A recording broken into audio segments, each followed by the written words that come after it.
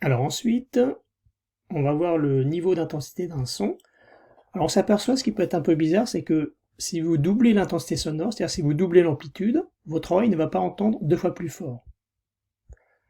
Alors on définit donc le niveau d'intensité sonore, et ça s'exprime en décibels. Voilà, c'est une unité que je pense que vous avez déjà entendu parler. Il y a des gens qui contrôlent les niveaux sonores par rapport à des chantiers, des boîtes de nuit, des concerts, pour voir si vous n'allez pas endommager votre oreille. Donc si vous avez déjà vu ça, vous avez une échelle ici avec des valeurs notées en décibels, et vous voyez bien que votre oreille, si vous êtes à 0 décibels, vous n'entendez absolument rien, l'oreille humaine hein, bien sûr, et plus vous allez vers du bruit, des sons très importants en niveau sonore, et vous avez des décibels très importants. Donc vous voyez, si vous allez vers les 120, 140 décibels, c'est énorme pour l'oreille, ça peut la détruire. Donc vous avez des normes hein, par rapport à la sécurité auditive.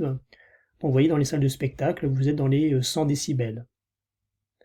Vous êtes à la cantine, vous êtes pratiquement à 70 décibels, ce qui n'est pas négligeable.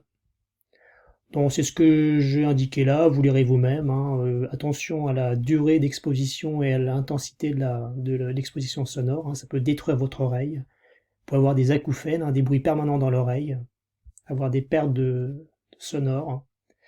Donc c'est indiqué aussi ici, vous avez par exemple des casques anti-bruit pour les travaux très bruyants. Hein. Pensez aux chantiers par exemple, hein, les marteaux-piqueurs. J'ai mis ici en figure un sonomètre. Donc c'est un appareil de mesure, hein, comme son nom l'indique, il mesure les décibels. Donc vous avez un micro ici, le son qui est de ce côté-là. Vous l'orientez vers la source sonore et vous avez la valeur en décibels. J'ai dû en mettre un voilà, sur un catalogue. Voilà, j'ai ici un sonomètre. Donc un appareil assez cher tout de même, hein, 145 €. Voilà, écoutez, après, vous lirez vous-même, on l'a déjà fait en TP juste avant les vacances. On avait parlé d'émissions sonores, donc vibration d'un objet pour émettre un son. On met une caisse de résonance pour amplifier le son. La propagation d'un signal sonore, on avait vu qu'il fallait un milieu matériel, de l'eau, de l'air, du bois, un matériau pour transmettre le son, des vibrations du milieu matériel. Pareil, hein, on avait montré pendant le cours, voilà, j'ai un haut-parleur. J'ai bien la vibration des molécules d'air pour montrer la propagation des ondes sonores. Donc si vous êtes dans l'espace, dans le vide absolu, vous n'avez aucun son. J'ai remis aussi la définition de la vitesse du son, la vitesse de propagation. Donc la vitesse, c'est la distance parcourue par l'onde sonore divisée par la durée du signal avec les unités correspondantes. Voilà. Donc ça résume un petit peu tout le cours. Pour terminer, j'ai donc mis sur le Pearl Trees différents types de générateurs sonores pour essayer, hein, il y en a d'autres. Hein. Là, celui-là est assez intéressant parce que vous pouvez tester votre oreille.